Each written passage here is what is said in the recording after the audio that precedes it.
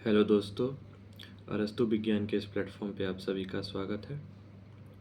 हम लोग UGC net environmental science का यूनिट 8 का टॉपिक बायोलॉजिकल डाइवर्सिटी एक्ट देख रहे हैं। इम्पॉर्टेंट एक्ट में टोटल 22 एक्ट है, तो आज हम लोग 4th नंबर देख रहे हैं। ठीक है, तो आइए हम लोग जानते हैं कि बायोलॉजिकल डाइवर्सिटी एक्ट होता क्या है।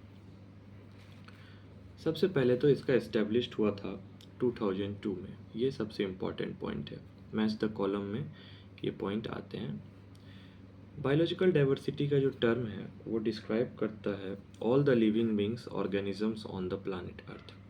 ये जो हमारा अर्थ है उसके ऊपर जो लिविंग ऑर्गेनिजम्स हैं जितने भी, उन सभी को हम लोग क्या कहते हैं, biologically diversity.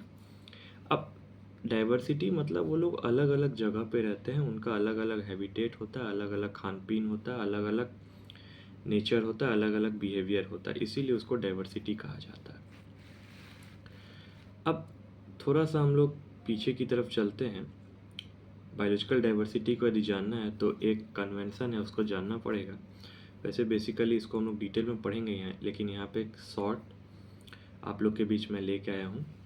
Convention of biological diversity, जिसको हम लोग बायोडाइवर्सिटी भी कहते हैं, इसका प्रिंसिपल है जो लोकल कम्युनिटीज़ होते हैं, local communities generate and are dependent on biodiversity and should continue to benefit from it।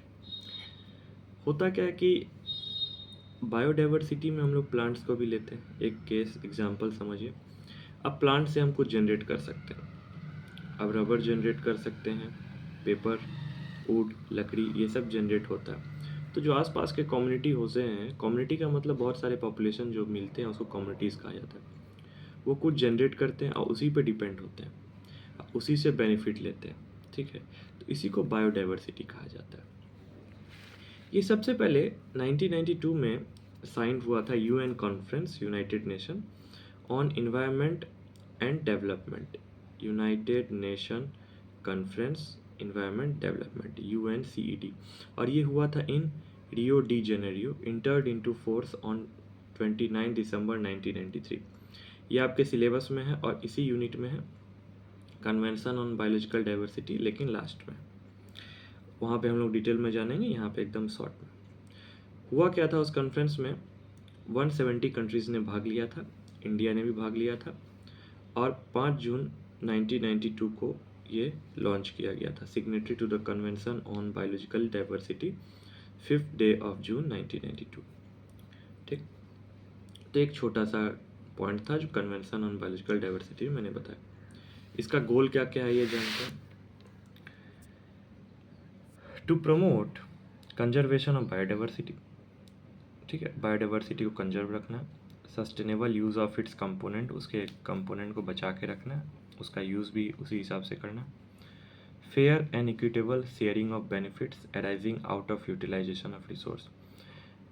हम लोग को बायोडाइवर्सिटी से जो रिसोर्स मिलता है उसका जो शेयरिंग है एकदम आराम से करना है, फेयर एंड इक्विटेबल, बराबर करना है। ये नहीं किसी को ज़्यादा मिल रहा है किसी को कम। अब बेनिफिट्स भी उसी तरीके से होनी चाहिए। तो ये उसका 3 गोल्स था। ठीक है, अब आते हैं कि जो एक्ट हम लोग देख रहे हैं, ये एक्ट वास्तव में कहता क्या है। This act is based on convention of biological diversity 1992।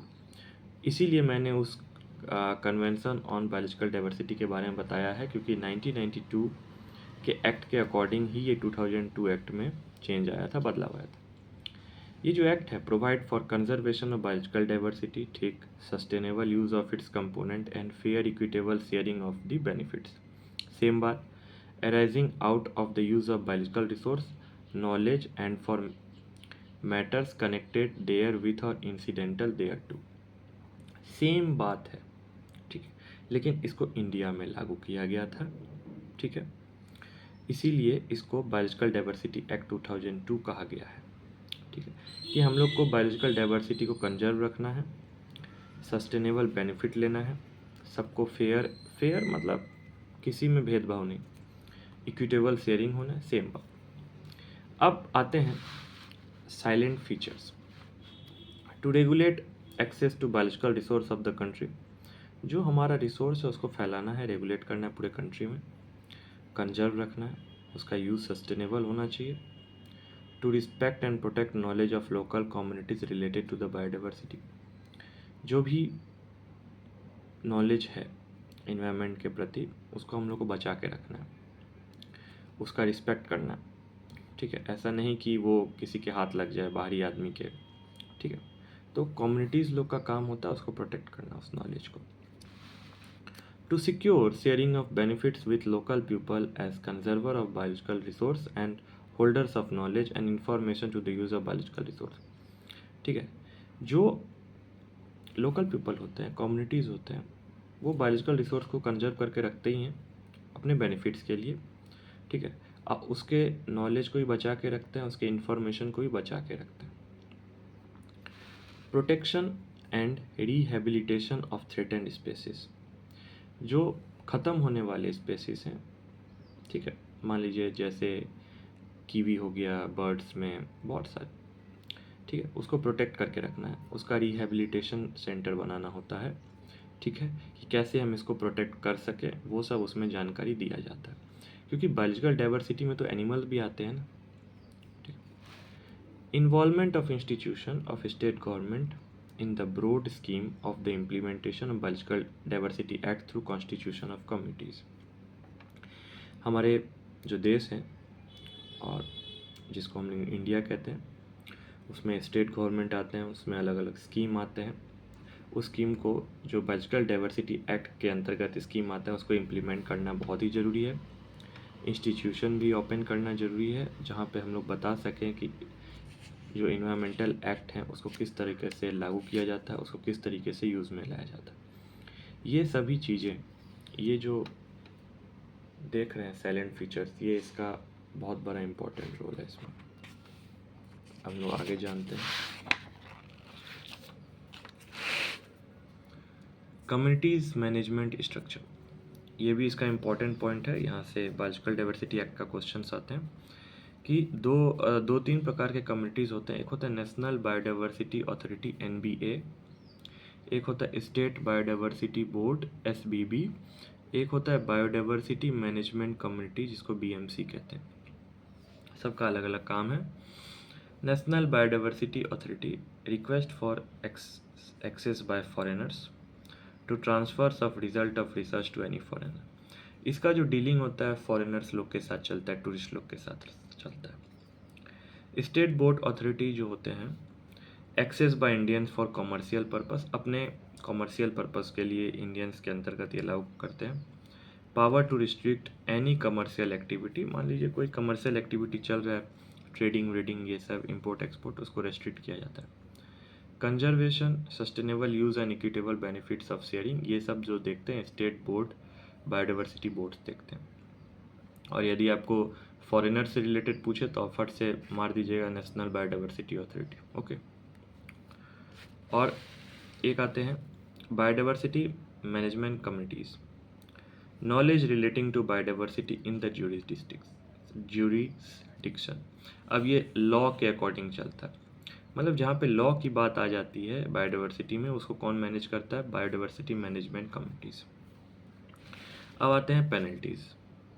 मान लीजिए आप बायोलॉजिकल डाइवर्सिटी एक्ट में कुछ गलत काम कर रहे हैं, उसके प्रोविज़न को तोड़ रहे हैं, तो आपको पेनल्टीज़ किया जाएगा। Any person violets the provision of the act shawl be punished, या तो उसको जेल में डाला जाएगा 5 साल तक के लिए, या उसको फाइन भरना पड़ेगा 10 लाख रुपया। अब ये पेनल्टीज़ होता क्यों है कि मान लीजिए आप नेचर के साथ छेड़खानी कर रहे हैं, बायोडाइवर्सिटी के साथ छेड़खानी कर रहे हैं, एनिमल्स को मार रहे हैं, पेड़ पौधा काट रहे हैं, ये सभी उनको तकलीफ़ें दे रहा है। आप मान लीजिए पेड़ काटिएगा तो बहुत सारी चिड़ियाँ जो उस पेड़ पे रहते हैं उनका तो घर तो ख़त्म हो गया, तो ये भी उसके अंतर्गत आते हैं। ठीक है, तो ये आज के लेक्चर में हम लोगों ने देखा बायोलॉजिकल डाइवर्सिटी एक्ट के बारे में।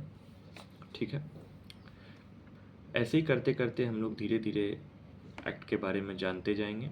और यूनिट 8 का जो टॉपिक है वो बहुत ही इम्पोर्टेंट है। मैं आपको एक बात बता दूं कि मैं जो नोट्स आप लोग के बीच लेके आया हूँ एकदम सिलेबस वाइज है, अकॉर्डिंग टू सिलेबस है। और सबसे इम्पोर्टेंट बात, आप UGC नेट के एग्ज़ाम में तो इसका यूज़ कर ही सकते हैं, साथ भी किसी भी यूनिवर्सिटी के एग्ज़ाम में इन्वायरमेंटल साइंस के से यदि आप ग्रेजुएशन कर रहे हैं, PG कर रहे हैं, वहाँ पे भी इसका यूज़ कर सकते हैं। किसी भी सेट एग्ज़ाम में इसका आप यूज़ कर सकते हैं, चाहे वो स्टेट गवर्नमेंट का एग्ज़ाम हो या गेट का एग्ज़ाम हो, किसी भी कॉम्पिटिटिव जो यूनिवर्सिटी लेवल का एग्ज़ाम है वहाँ पे इसका आप यूज़ कर सकते हैं। तो आप ज़्यादा से ज़्यादा स्टूडेंट्स को ये लेक्चर शेयर करें और मुझे कमेंट में बताएं आपको ये लेक्चर कैसा लगा। मिलते हैं नेक्स्ट लेक्चर में। Thank you.